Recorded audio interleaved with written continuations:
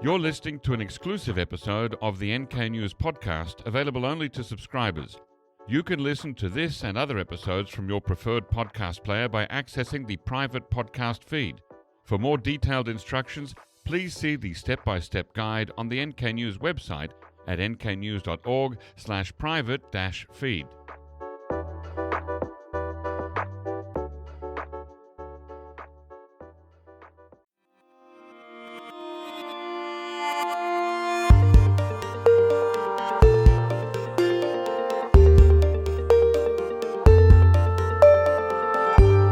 Hello listeners and welcome to the NK News podcast. I'm your host, Jacko Zwetsloot, and this episode was recorded on the morning of Saturday, the 12th of April, 2025 via StreamYard, and I'm joined on StreamYard by two people who have put together an anthology of North Korean literature, North Korean fiction, and let me introduce them. We have, first of all, a returning guest, Professor Immanuel Kim, who is the Korea Foundation and Kim-Renaud Associate Professor of Korean Literature and Culture Studies at George Washington University. His research specializes in North Korean literature and cinema, including comedy films, some of which we discussed right here on this very podcast back in July 2021 on episode 190 when he was last on the show. So welcome back, Immanuel. Thanks for having me. And we're also joined by Benoit Berthelier, who is Senior Lecturer in Korean Studies at the University of Sydney. His research interests also include North Korean literature, culture, and society, as well as digital humanities and discourse analysis. Welcome on the show, Benoit. Hello. Thanks for having me. So this book that's just come out, it's called Hidden Heroes, Anthology of North Korean Fiction. Let's talk about that. The idea of an anthology of North Korean fiction, it might seem surprising to many listeners. North Korea is often portrayed as a place of rigid state control where literature is little more than propaganda. Why does the world need an anthology of North Korean short stories, and what do you hope readers will take away from it? Benoit, why don't you kick off? Yeah, I think one of the idea that we had when we started this is that we wanted to show to readers unfamiliar with North Korea, I guess, just a different picture of the country. And one that's not necessarily, we didn't go for pieces that are not representative or not propaganda.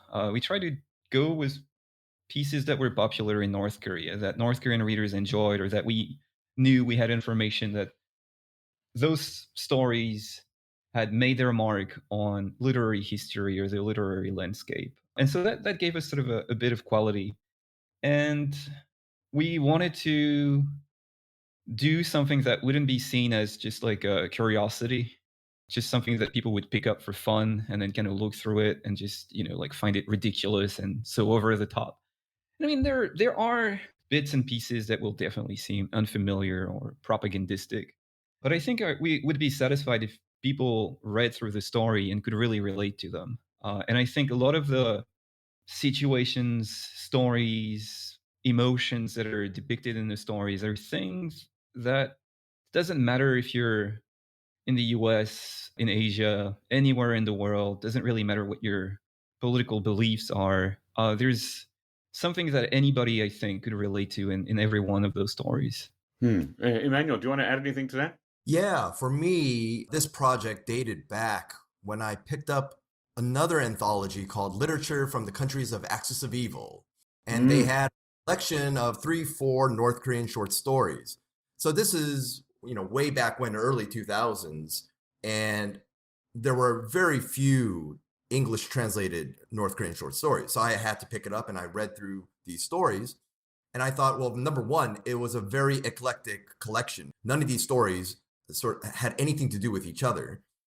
But then there was a resounding layer of propaganda, the typical propaganda that one would expect to see from North Korea. And the introduction of that anthology really caught my eye. And it said that if you do not praise the great leader in North Korea, that short story will not be published. And I thought, okay, well, this is just an irresponsible statement. And I had to find stories that would counter this Western notion and perception of North Korean literature. And lo and behold, there are so many out there. I mean, Benoit and I, we could go on and on about stories that not necessarily praise the great leader. So where do we begin? Do we begin from the 50s? Do we begin 60s? We had to choose a decade or a certain stories that had patterns to it so that our readers could understand the trajectory of our collection. It's not just eclectic random stories that we put together. They have a certain theme that cuts across it. And that was the end product of this Hidden Heroes anthology. Okay. Okay, so in selecting the stories, you've got 10 short stories from the last 30 years from Chosun Munhak and Munhak Shinmun, the major literary journals of North Korea. Tell us a bit about the process of choosing those stories and how that golden thread that runs through all of them that Immanuel mentioned, Hidden Heroes, how that works, Benoit. Yeah, well, I think a little bit like it's a long story, as Immanuel mentioned. Like we started this project, how long is it now? Like 15 years ago? Yeah, probably about 15 years. Yeah. And so I think the anthology, and that's really important to mention, sort of like the backstory of it, is that we pitched this to, I lost track of the number, but to a number of publishing houses, and we've got as many rejections.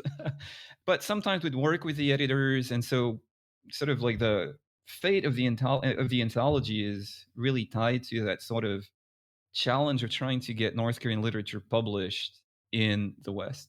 Like it's not something that people would get interested, but then there's all of the challenges that are sometimes commercial. Like, can we sell this? Are people going to be interested? And if they're going to be interested, what people are there? And so I think those type of worries, which in a way you could say are also ways of controlling, maybe not necessarily censoring, but at least affecting the final output of the anthology. All of those forces definitely shaped the end product of the anthology. And I think when we started, we had an outlook that was a little less coherent. And so the sort of trying to get it published helped us refine what we wanted to Yeah. do with the anthology. We Mm-hmm. went with something that I think our first criteria was, is this interesting? Like, would we, like, maybe, we were both teaching about North Korea. And so if there's a short story that will display like an unexpected or something that's very interesting to teach about like gender in North Korea, like those are the things that we thought might be useful for a class. But then as we kept working on it, it was really clear that this was lacking sort of homogeneity. Like we needed a better thread to go through it. And so as we reviewed it, we kind of realized that what we were really interested about was this sort of everyday, like depiction of the everyday. And as luck would have it, this was also a literary trend that really started in the 1980s, which was the hidden hero movement. And so that's how we decided to sort of focus on stories that, we're trying to implement this directive for the arts to look at the lives of everyday people and their dedication to their work or their craft and try to depict it in a way that would be non-sensational, non-propagandistic. Okay, so Emmanuel, tell us a bit about this movement, this hidden hero movement or turn in North Korean fiction. Yeah. So what we discovered was we have the 1960s or late 1950s, the Cholima movement, and a lot of the short stories had to deal with the reconstruction of the country. And you get your typical revolutionary, they're hardworking, tireless revolutionary that we're quite used to seeing from like the Soviet socialist realist novels. Then around the 1970s, you have the three revolutions, revolutionary heroes who again work tirelessly. But at this point, there's a lot of praising the leader, the praising the party, the typical propaganda that you might see. But you also see a new trend, this kind of intellectual who comes into the story. And it's this entire effort to build the country with this intellectuals, which is quite different from China and the Soviet Union. And then come the 1980s with the hidden heroes, they sort of went back to the everyday, nobody knows who this person is, but this person is doing all that he or she can for the country. And they called these heroes the hidden heroes. And the whole slogan was, hey, we need to identify who the hidden heroes are. So if you read through our stories, you'll see and identify who the hidden hero is. It's the least unexpected person. It's the person that you don't consider to be a popular person or someone of any kind of political stature. It's just maybe a janitor. It might be just a low employee.